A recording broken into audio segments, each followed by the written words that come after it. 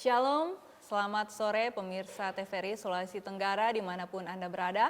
Senang sekali rasanya saya Milka boleh kembali berjumpa dan menyapa pemirsa Sulawesi Tenggara dalam acara Mimbar Agama Kristen di stasiun televisi kebanggaan kita bersama TVRI Media Pemersatu Bangsa.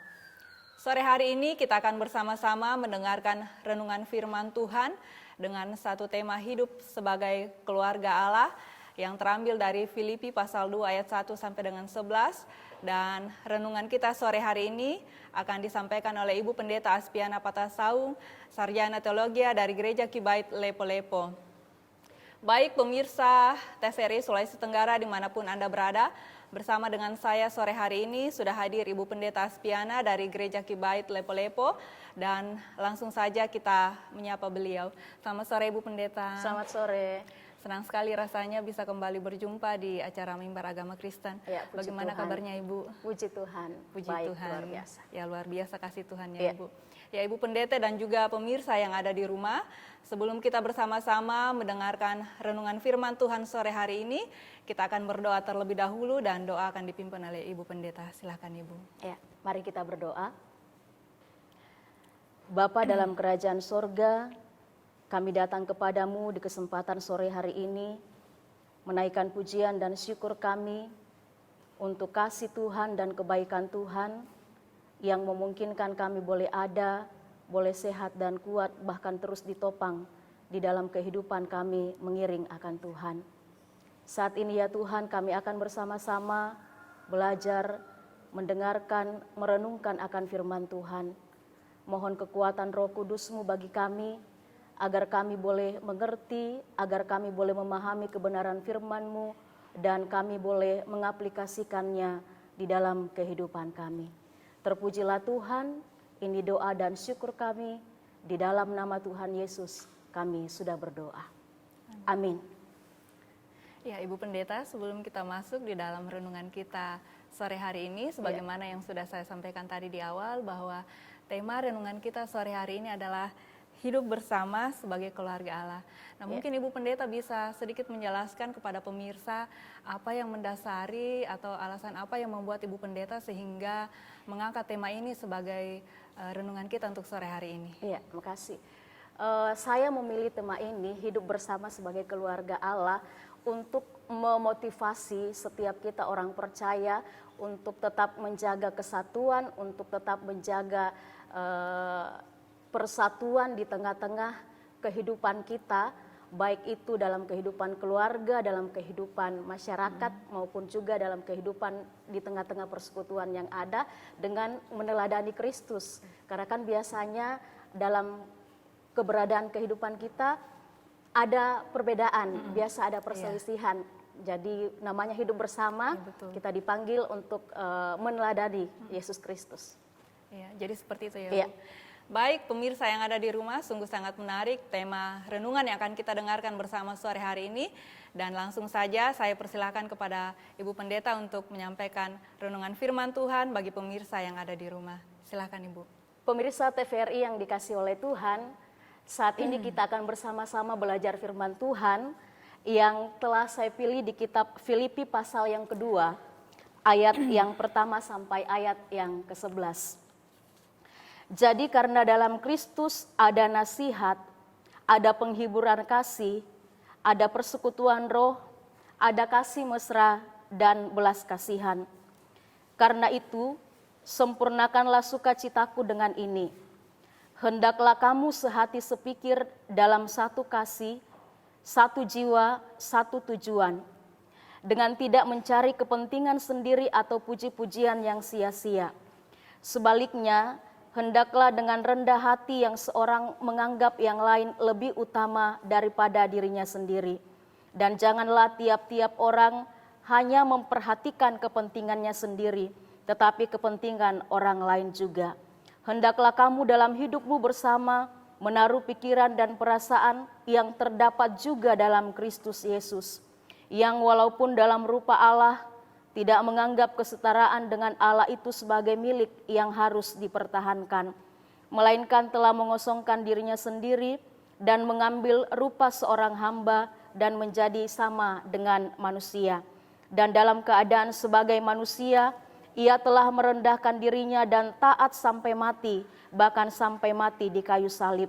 Itulah sebabnya Allah sangat meninggikan dia dan mengaruniakan kepadanya nama di atas segala nama, supaya dalam nama Yesus bertekuk lutut segala yang ada di langit dan yang ada di atas bumi dan yang ada di bawah bumi. Dan segala lidah mengaku Yesus Kristus adalah Tuhan bagi kemuliaan Allah Bapa. Dari firman Tuhan yang kita telah baca, di sini saya mengambil tema yaitu hidup bersama sebagai keluarga Allah. Penulis surat Filipi yaitu Rasul Paulus. Di sini kita melihat bagaimana latar belakang dari penulisan surat Filipi ini. Dalam kehidupan yang ada pada saat itu, dalam sistem budaya, dalam sistem sosial, orang dominan ditanamkan tentang bagaimana untuk memegahkan diri, bagaimana untuk mempromosikan diri, bagaimana untuk menyanjung diri sendiri. Dan hal itu menjadi latar belakang sosial budaya yang ada pada saat itu.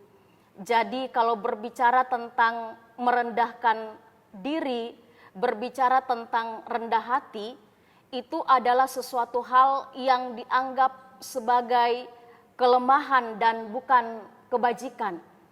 Selain itu, latar belakang dari konteks kita di pasal 2 ini, bagaimana Rasul Paulus melihat bahwa pada masa itu sebagai seorang pendiri komunitas atau sebagai seorang pendiri di tengah-tengah persekutuan, pendiri tersebut memiliki otoritas penuh sehingga orang-orang harus mendengar, orang-orang harus melakukan apa yang dikatakan. Dari latar belakang ini ada hal yang terjadi di di jemaat yang ada di Filipi, bahwa ada sebuah perselisihan, ada sebuah perbedaan, ada sebuah percekcokan di mana mereka saling mementingkan diri sendiri, di mana mereka saling memegahkan, di mana mereka saling mengatakan bahwa saya hebat, saya bisa. Dan tujuan Paulus menulis surat ini kepada jemaat yang ada di Filipi karena latar belakang tersebut. Paulus mau menekankan dan menasihati jemaat yang ada di Filipi sebagai keluarga Allah agar mereka hidup tidak egois, agar mereka hidup tidak berdasarkan nilai-nilai budaya yang ada pada saat itu, tetapi berdasarkan nilai-nilai kebenaran di dalam Kristus Yesus. Jadi selain untuk menasihati jemaat yang ada di Filipi agar mereka sehati sepikir, juga Paulus mengucapkan terima kasih kepada jemaat yang ada di Filipi karena mendukung Paulus di dalam pelayanan. Di sini kita bisa belajar dari satu tema ini tentang hidup bersama sebagai keluarga Allah. Hidup bersama itu berarti bahwa kita ada di tengah-tengah sebuah komunitas, di tengah-tengah sebuah persekutuan. Dari hal contoh yang kecil seperti ketika kita berada di tengah-tengah keluarga kita, ketika kita berada di tengah-tengah persekutuan, di tengah-tengah gereja, bahkan juga di tengah-tengah lingkungan masyarakat. Dan sebagai orang yang percaya, kita mau belajar dari teks ini bagaimana dalam kehidupan kita, apa yang harus kita lakukan agar kita bisa hidup bersama sebagai keluarga Allah, agar kita bisa menciptakan kesatuan, agar kita bisa menciptakan kerukunan di tengah-tengah perbedaan-perbedaan yang ada dalam kehidupan kita. Kita melihat dalam pembacaan kita, di sini di ayat yang pertama dikatakan, jadi karena dalam Kristus ada nasihat, ada penghiburan kasih, Ada persekutuan roh, ada kasih mesra dan belas kasihan. Karena itu sempurnakanlah sukacitaku dengan ini. Hendaklah kamu sehati sepikir dalam satu kasih, satu jiwa, satu tujuan. Di sini kita bisa belajar dan melihat bagaimana Paulus menasihatkan jemaat yang ada di Filipi untuk sehati sepikir. Bagaimana menaruh hati, menaruh pikiran itu bukan kepada sesuatu misalnya ambisi, bukan kepada sebuah tujuan, tetapi sehati sepikir di dalam Kristus Yesus. Ini yang membawa kita sehingga ketika kita hidup bersama-sama sebagai keluarga Allah, meskipun ada perbedaan, teladan dari Kristus yang membawa kita untuk saling memahami, untuk saling menerima satu dengan yang lain. Dikatakan dalam pembacaan kita di sini bahwa dengan tidak mencari kepentingan sendiri atau puji-pujian yang sia-sia, sebaliknya hendaklah dengan rendah hati yang seorang menganggap yang lain lebih utama daripada dirinya sendiri. Dan janganlah tiap-tiap orang hanya memperhatikan kepentingannya sendiri, tetapi kepentingan orang lain juga. Di sini kita bisa melihat bahwa hidup bersama sebagai keluarga Allah itu berbicara tentang bagaimana kita selaku orang-orang percaya menjauhkan diri kita dari egoisme. Bagaimana kita tidak mementingkan diri kita sendiri. Jadi kata egois ini berarti bahwa bagaimana kita memperhatikan diri kita secara berlebihan tanpa memperhatikan apa yang menjadi kepentingan orang lain. Dan firman Tuhan katakan di dalam kitab Yakobus pasal 3 ayat yang ke-16, di situ dikatakan bahwa di mana ada iri hati, di mana ada sikap mementingkan diri sendiri, maka di situ ada kekacauan yang terjadi, di situ ada perbuatan jahat yang timbul.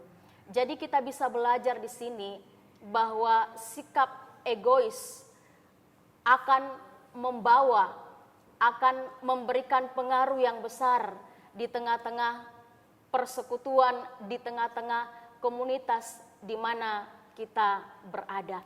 Di sini kita bisa belajar bahwa dalam setiap komunitas yang ada, biasanya perselisihan, biasanya perbedaan-perbedaan itu timbul, itu berasal dari dalam, itu berasal dari sifat egois, bagaimana mementingkan diri sendiri. Jadi itu lebih besar pengaruhnya dibandingkan dengan pengaruh-pengaruh dari luar. Dan kita bisa belajar bahwa untuk menjaga kesatuan sebagai keluarga Allah, menjaga kasih satu dengan yang lain, itu berbicara tentang bagaimana kita tidak mementingkan diri kita sendiri. Bagaimana kita tidak menganggap diri kita bahwa hanya saya yang bisa dan untuk saya. Dalam hal yang lain, ketika kita belajar tentang satu poin ini, bahwa kita mau mengintrospeksi diri kita di dalam kehidupan pribadi, di dalam kehidupan yang lebih besar lagi, bagaimana kehidupan kita selama ini. Apakah kita sudah meneladani Kristus Yesus dalam hal tidak mementingkan diri sendiri? Kalau kita perhatikan bagaimana teladan Kristus, kita bisa lihat di ayat-ayat selanjutnya dalam pembacaan kita. Di sana dikatakan, hendaklah kamu dalam hidupmu bersama menaruh pikiran dan perasaan yang terdapat juga dalam Kristus Yesus, yang walaupun dalam rupa Allah tidak menganggap kesetaraan dengan Allah itu sebagai milik yang harus dipertahankan. Teladan dari Kristus ini yang akan membawa kita untuk hidup tidak mementingkan diri sendiri. Ya, baik Ibu Pendeta dan juga pemirsa yang dikasihi Tuhan, Sungguh sangat indah renungan firman Tuhan yang baru saja kita dengarkan. Namun sebelum kita lanjutkan, kita akan break sejenak. Kita akan kembali setelah jeda iklan berikut ini.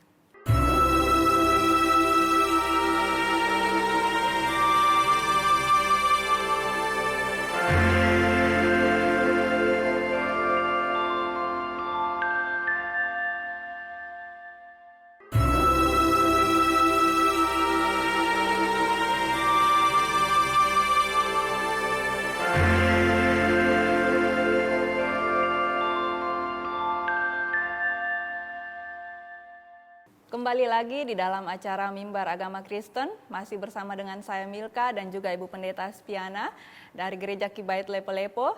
Kita akan melanjutkan renungan kita sore hari ini masih dengan tema yang sama, hidup bersama sebagai keluarga Allah. Silakan Ibu. Selanjutnya kita melihat dalam pembacaan kita bahwa hidup bersama sebagai keluarga Allah, rahasia pertama yang harus kita lakukan yaitu bagaimana kita menjauhkan diri kita dari sifat egoisme. Bagaimana kita tidak mementingkan diri kita sendiri, sama dengan teladan yang diberikan oleh Yesus kepada kita. Oleh karena kasih-Nya, Ia tidak mementingkan dirinya, tetapi oleh karena kasih Tuhan bagi kita selaku orang percaya, Ia datang ke dalam dunia ini. Dalam pembacaan kita selanjutnya, selain bagaimana kita menjauhkan diri dari sifat egois, kita juga diajar untuk meneladani Kristus dalam hal kerendahan hati. Kita dituntut untuk belajar rendah hati. Yesus memberikan teladan yang luar biasa dalam hal kerendahan hati. Jadi keagungan yang dimiliki itu tidak diperoleh dengan promosi diri. Keagungan yang diperoleh itu tidak diperoleh dengan mengagungkan diri, tetapi di sini kita bisa belajar bahwa Ia memberikan teladan dalam hal kerendahan hati. Kerendahan hati adalah rahasia untuk terciptanya kerukunan, kesatuan di tengah-tengah kehidupan kita ketika kita hidup bersama sebagai keluarga Allah. Dalam kehidupan kita, rendah hati biasa dikontraskan dengan sifat sombong. Orang biasanya kalau mulai dalam kehidupan yang ada mencari pujian dari orang-orang di sekitar, itu awal dari bagaimana bentuk kesombongan. Dalam pemberitaan firman Tuhan, dalam firman Tuhan di sini dikatakan bahwa janganlah tiap-tiap orang hanya memperhatikan kepentingannya sendiri, tetapi kepentingan orang lain juga. Hendaklah kamu dalam hidupmu bersama menaruh pikiran dan perasaan yang terdapat juga dalam Kristus Yesus. Bagaimana kita sehati dan sepikir menaruh pikiran dan perasaan kita kepada Yesus Kristus, dan itu dalam hal kerendahan hati. Jadi kerendahan hati itu yang Tuhan tuntut di dalam kehidupan kita. Jadi selain sifat egois yang harus kita jauhkan, tidak mementingkan diri sendiri, kita juga diajar untuk hidup di dalam kerendahan hati. Karena itu yang Tuhan inginkan di dalam kehidupan kita. Kalau dalam keluarga ada kerendahan hati, di sana ada tercipta kasih, ada tercipta kerukunan, hidup bersama sebagai keluarga Allah. Kalau di dalam kehidupan persekutuan komunitas gereja yang ada, kalau di sana ada kerendahan hati dan mau menerima satu dengan yang lain, di sana tentunya pasti ada perbedaan, tetapi ketika kita rendah hati satu dengan yang lain, di sana kita bisa menikmati yang namanya kerukunan hidup bersama sebagai keluarga Allah. Dalam kehidupan kita di tengah-tengah komunitas masyarakat di mana kita ada, di mana kita tinggal, Di situ kita bisa melihat bahwa kerendahan hati sangat dibutuhkan, bagaimana kita saling menerima satu dengan yang lain, dan bagaimana kita lebih memperhatikan orang-orang yang ada di sekitar kita. Jadi firman Tuhan mengajarkan kepada kita bahwa teladani Kristus Yesus, sehingga dalam kehidupan bersama, dalam sebuah perjalanan kehidupan yang ada di sana, kita bisa melihat ada damai sejahtera, ada sukacita di dalam Kristus Yesus.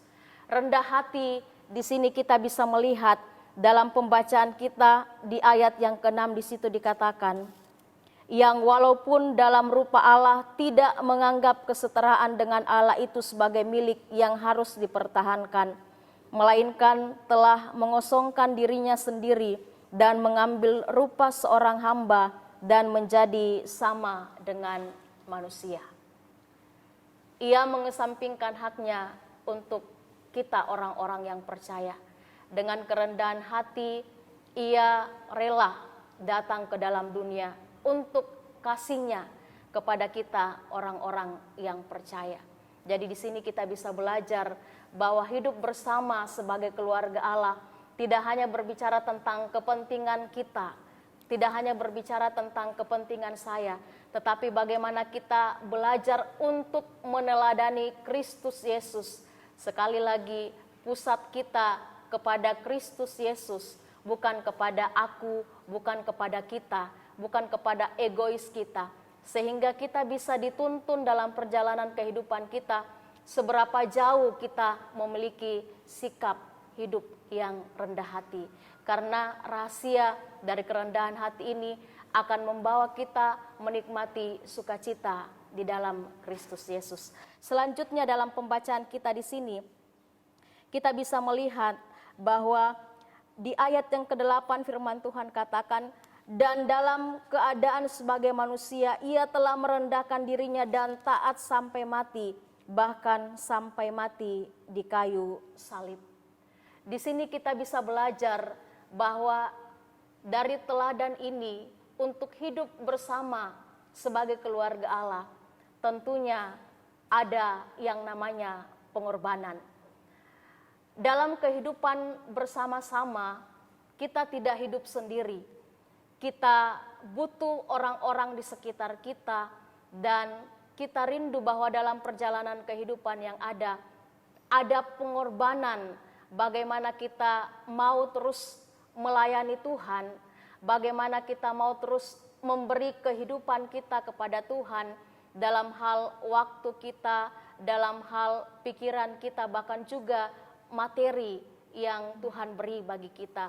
Jadi ketika berbicara tentang pengorbanan, rahasia itu bahwa sekali lagi teladan dari Kristus. Karena teladan dari Kristus, ia telah berkorban bagi kita orang yang percaya, dan itu yang membawa kita sebagai umat ketebusan Tuhan untuk hidup dalam teladan tersebut. Jadi berbicara tentang pengorbanan, ada banyak hal yang Tuhan tuntut di tengah-tengah kehidupan kita. Selaku orang-orang yang percaya, seberapa jauh kita melakukan poin ini, bagaimana kita berkorban untuk pelayanan bagi Tuhan, bagaimana kita berkorban untuk terus berkarya bagi Tuhan. Dalam setiap yang Tuhan anugerahkan bagi kita, mari kita berikan waktu kita yang terbaik bagi Tuhan. Dalam setiap berkat-berkat yang Tuhan beri bagi kita, mari kita terus menyokong pelayanan pekerjaan Tuhan dengan pikiran-pikiran, dengan ide-ide untuk mengembangkan pelayanan pekerjaan Tuhan. Itu berbicara tentang pengorbanan. Jadi ketiga poin yang telah kita pelajari pada kesempatan ini, bagaimana kita menjauhkan diri dari sifat egoisme kita, bagaimana kita memiliki hidup kerendahan hati, bagaimana dalam perjalanan kehidupan kita memiliki jiwa pengorbanan yang senantiasa setia melayani Tuhan, dan prinsip dari kesemuanya itu adalah teladan dari Kristus Yesus. Pemirsa TVRI yang dikasihi oleh Tuhan, kita bisa belajar dari ketiga poin ini, bahwa ketika kita meneladani Kristus di dalam kehidupan kita, kita berusaha belajar untuk membuang sifat egoisme kita. Kita belajar dari teladan Kristus bahwa kita tidak lagi memusatkan diri kita pada kepentingan pribadi kita, pada kepentingan kita saja, tetapi juga memperhatikan orang-orang di sekitar kita. Dan teladan dari Kristus itu bisa kita lihat bahwa bagaimana menganggap dengan rendah hati yang seorang menganggap yang lain lebih utama daripada dirinya sendiri. Itu teladan ketika kita belajar dari teladan Kristus Yesus, bahwa kita belajar untuk membuang egoisme kita. Pusat kehidupan kita yang tadinya dari aku itu beralih hanya untuk Tuhan. Jadi kita bisa melihat bahwa semua yang kita lakukan itu hanya untuk kemuliaan dan kebesaran bagi nama Tuhan, bukan untuk aku. Jadi di tengah-tengah kehidupan masyarakat, dalam menjalani kehidupan yang ada setiap hari, kita dituntut bahwa hidup bersama sebagai keluarga Allah itu berbicara tentang bagaimana kita selaku orang yang percaya kepada Kristus Yesus menjadi anak-anak Allah yang terus mau dibawa untuk terus belajar dan terus mencontohi teladan daripada Kristus Yesus. Sehingga dalam pembacaan kita di sini dikatakan bahwa ketika kita meneladani Kristus, ketika kita mencontohi Kristus, kita berusaha dengan rendah hati menyadari kelemahan kita, membuang segala keegoisan kita, bagaimana kita mau dibentuk menjadi pribadi yang sungguh-sungguh berkenan di hadapan Tuhan. Jadi kalau kita bisa membuang sikap egoisme kita, maka kita bisa hidup untuk orang lain. Kita bisa bersama-sama di tengah-tengah persekutuan yang ada dengan satu tujuan untuk menjadi berkat bagi kemuliaan nama Tuhan. Di sini dalam pembacaan kita di ayat yang ke-9 dikatakan, itulah sebabnya Allah sangat meninggikan dia dan mengaruniakan kepadanya nama di atas segala nama, supaya dalam nama Yesus bertekuk lutut segala yang ada di langit dan segala yang ada di atas bumi dan yang ada di bawah bumi, dan segala lidah mengaku Yesus Kristus adalah Tuhan bagi kemuliaan Allah Bapa. Di sini kita bisa melihat bahwa kemuliaan yang diperoleh oleh Yesus hanya dari Allah. Di sini kita bisa belajar bahwa hidup bersama sebagai keluarga Allah itu tidaklah mudah. Kadang dalam perjalanan kehidupan yang ada, sifat egois itu menjadi bom waktu yang sekali-kali meledak dan akan merusak kehidupan kita di tengah-tengah komunitas yang ada. Hidup bersama sebagai keluarga Allah kadang membawa kita sewaktu-waktu mencari pujian dan tidak menyadari siapa keberadaan kita sebagai ciptaan Allah yang sesungguhnya. Dalam menjalani kehidupan yang ada, hidup bersama sebagai keluarga Allah, kita dituntut bahwa bagaimana kita sehati sepikir dalam kehidupan kita. Dalam menjalani kehidupan yang ada, hidup bersama sebagai keluarga Allah, kita dituntut untuk memiliki jiwa pengorbanan bagi Tuhan. Jadi ketika kita memiliki dan ketika kita melakukan hal-hal ini, maka tentunya dalam kehidupan yang ada di setiap hari-hari hidup yang ada, pasti ada perbedaan, di sana mungkin ada percekcokan, tetapi ketika kita meneladani Kristus Yesus, itu akan mengubah dan membentuk kita menjadi pribadi yang lebih baik lagi. Ada banyak contoh-contoh dalam Alkitab bagaimana mereka jauh dan tidak menyenangkan hati Tuhan. Bagaimana mereka tidak melakukan apa yang dikehendaki oleh Tuhan.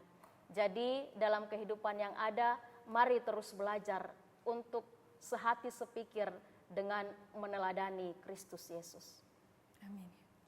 Ya, pemirsa TVRI yang ada di rumah, Sungguh sangat indah kebenaran firman Tuhan yang baru saja kita dengarkan bersama pada kesempatan sore hari ini.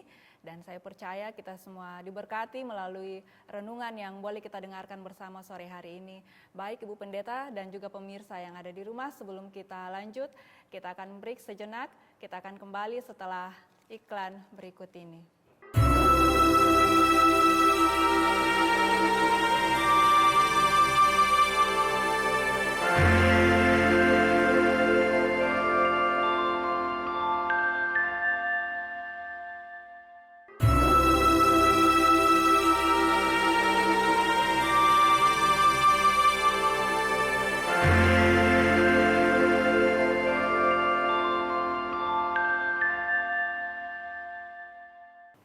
Pemirsa yang dikasihi Tuhan, terima kasih Anda masih bersama dengan kami di dalam acara Mimbar Agama Kristen. Baik Ibu Pendeta, dari renungan yang tadi sudah Ibu sampaikan mengenai bagaimana kita hidup bersama sebagai keluarga Allah, ada beberapa hal yang ingin saya tanyakan Ibu. Yang pertama itu, mungkin Ibu bisa menjelaskan apa makna menjadi anggota keluarga Allah dan bagaimana hal tersebut seharusnya mempengaruhi cara hidup kita. Ya, makasih. Berbicara tentang makna menjadi keluarga Allah, itu berbicara bahwa ketika kita sudah percaya kepada Kristus Yesus, maka identitas kita, maka status kita itu sebagai anak-anak Allah. Jadi kita sebagai anak-anak Allah yang dimana di dalamnya ada hubungan dengan Allah dalam persekutuan, bahkan juga dalam komunitas, dalam kebersamaan. Jadi itu dikatakan hidup bersama sebagai keluarga Allah, bahwa ketika kita percaya itu, kita sudah menjadi anak-anak Allah, dan itu semua karena kemurahan Tuhan ya, anugerah Tuhan. Jadi kita sebagai anak-anak Allah dan identitas ini yang membawa kita bagaimana kita menjalin kehidupan bersama-sama ya. Jadi bagaimana kita menikmati kasih satu dengan yang lain. Dan kalau kita melihat itu dalam hal wujudnya, kita bisa lihat itu dalam hal bagaimana kita selaku anak-anak Allah itu menjaga kekudusan hidup kita ya. Jadi kalau kita dalam menjalani kehidupan yang ada, kita dituntut bahwa sebagai anak-anak Allah, sebagai keluarga Allah, kita mau dan rindu untuk hidup di dalam kekudusan. Jadi bagaimana kita menjauhkan diri dari yang namanya dosa. Kemudian selanjutnya sebagai keluarga Allah, dalam hal sederhana bagaimana kasih, bagaimana pengampunan itu diwujud nyatakan ya. Jadi kalau kita memiliki identitas sebagai anak-anak Allah, tentunya kita berbeda dengan orang-orang yang di luar sana, dan kita dituntut bahwa kita mau belajar untuk hidup di dalam kasih dan pengampunan ya, meskipun mungkin agak susah. Kalau misalnya orang yang sudah menyakiti kita baru memberikan pengampunan, agak berat, tapi firman Tuhan katakan belajar untuk mengampuni. Dan di situ kita bisa belajar bahwa berbicara tentang kasih, berbicara tentang pengampunan, itu berarti bahwa ketika kita melakukan hal itu, kita menjadi duta Kristus, menjadi saksinya. Jadi ketika kita melakukan hal itu, kita bisa menjadi saksi, menjadi garam dan terang dimanapun kita berada. Jadi sederhana, tetapi ketika kita diperhadapkan dengan itu, adakah kita menjalankan tanggung jawab identitas kita ini sebagai keluarga Allah, sebagai anak-anak Allah. Ini hak yang istimewa, karena kalau anak-anak Allah itu berarti bahwa kita memiliki hubungan yang intim dengan Tuhan, dan itu diwujudkan dengan sesama bagaimana kita hidup bersama. Pertanyaan yang berikutnya Ibu, bagaimana kita dapat mencerminkan kasih itu dan kesatuan sebagai keluarga Allah di dalam kehidupan kita sehari-hari, baik itu di tengah-tengah lingkungan persekutuan maupun di tengah-tengah lingkungan masyarakat. Iya, bagaimana kita ke keluarga dulu ya, dari contoh hal yang kecil. Kalau misalnya dari keluarga, berbicara tentang keluarga ini rahasia untuk keluar yang ke lebih besarnya lagi, ke gereja atau komunitas di lebih besar di tengah-tengah masyarakat. Jadi di tengah-tengah keluarga ini kita belajar bagaimana kita hidup, memberi waktu kita, bagaimana kita hidup untuk saling menasihati dan mendukung satu dengan yang lain di dalam doa. Jadi berbicara tentang hidup bersama, itu berbicara tentang bagaimana semua anggota keluarga ya Jadi bersama-sama ayah, ibu, dan anak-anak itu berbicara tentang bagaimana kebersamaan itu diwujud nyatakan dalam hal waktu kita memberikan perhatian itu dalam hal-hal waktu, kemudian bagaimana kita dalam pertumbuhan rohani hidup bersama ya, bagaimana kita saling mengingatkan, saling menasehati, dan bagaimana dalam perjalanan kehidupan yang ada waktu di mana kita bisa hidup untuk setia di dalam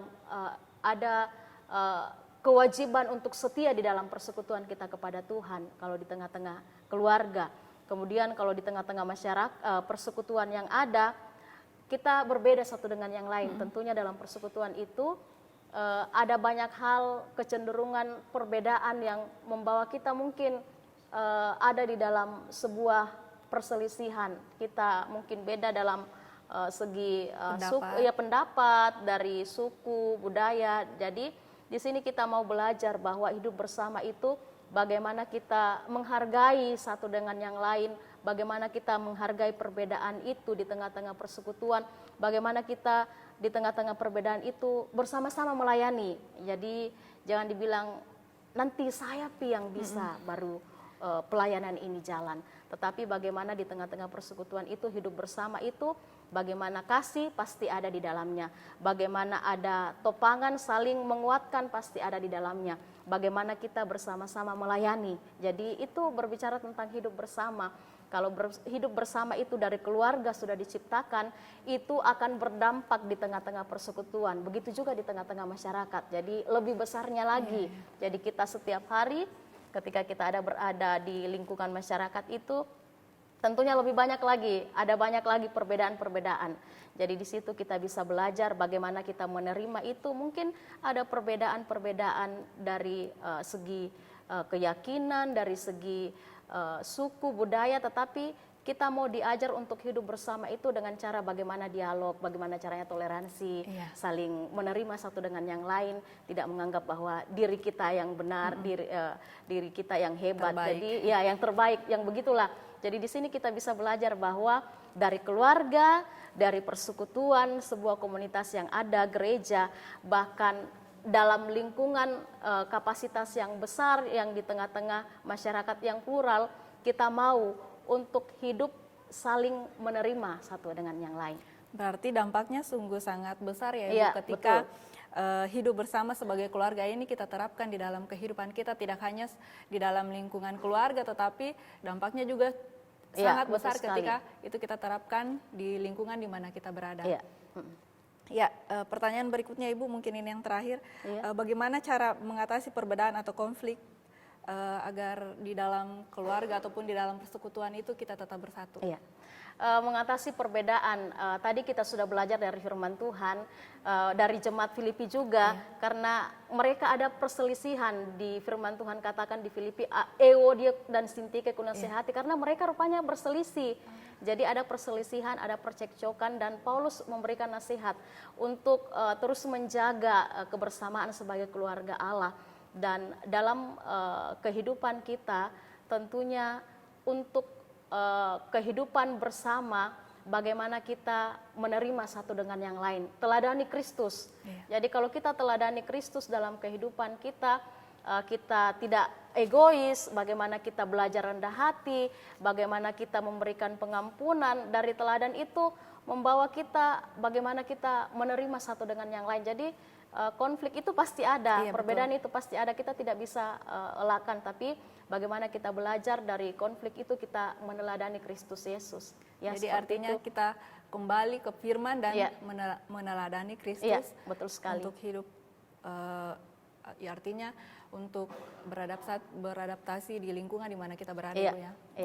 Ya, baik, terima kasih Bu Pendeta untuk penjelasannya yang sudah disampaikan. Sama-sama. Sungguh sangat memberkati, dan saya percaya pemirsa yang ada di rumah juga sangat diberkati melalui penjelasan yang baru saja disampaikan oleh Ibu Pendeta. Baik, Ibu Pendeta dan pemirsa yang ada di rumah, kita sudah berada di penghujung acara kita pada saat ini. Dan sebelum saya mengakhiri, saya berikan kesempatan kepada Ibu Pendeta untuk menyampaikan kesimpulan dari renungan kita sore hari ini bagi pemirsa yang ada di rumah. Iya, pemirsa yang ada di rumah, kita bisa menarik kesimpulan dari renungan kita pada kesempatan ini bahwa untuk menjaga kesatuan, untuk menjaga kerukunan satu dengan yang lain, hidup bersama sebagai keluarga Allah, kita harus meneladani Kristus Yesus. Bagaimana kita menjauhkan diri kita dari sifat egoisme, tidak mementingkan diri kita sendiri, bagaimana kita belajar untuk rendah hati, bagaimana kita belajar untuk terus memiliki jiwa pengorbanan di dalam kehidupan kita. Sehingga Paulus katakan, sempurnakanlah sukacitaku, sehati sepikirlah. Dalam artian bahwa bagaimana kita menetapkan hati, pikiran kita hanya kepada Kristus Yesus. Kiranya melalui kebenaran firman Tuhan ini memberkati kita semua. Ya, terima kasih Bu Pendeta. Baik, pemirsa TVRI dimanapun Anda berada, itulah tadi kesimpulan dari renungan kita saat ini. Terima kasih Bu Pendeta untuk waktunya, terima kasih untuk firman-Nya yang boleh disampaikan. Dan sebelum kita mengakhiri, kita akan berdoa bersama-sama dan doa akan dipimpin oleh Ibu Pendeta. Mari kita berdoa. Terima kasih kami persembahkan kepada Tuhan untuk pertolongan Tuhan bagi kami. Kami boleh bersama-sama belajar akan firman Tuhan. Berikan kami hati yang taat untuk melakukan firman-Mu dalam kehidupan kami. Berikan kami kemampuan untuk menjalani kehidupan yang ada, terus setia, mengiring dan memuliakan akan nama Tuhan. Terpujilah Engkau ya Allah kami di sorga.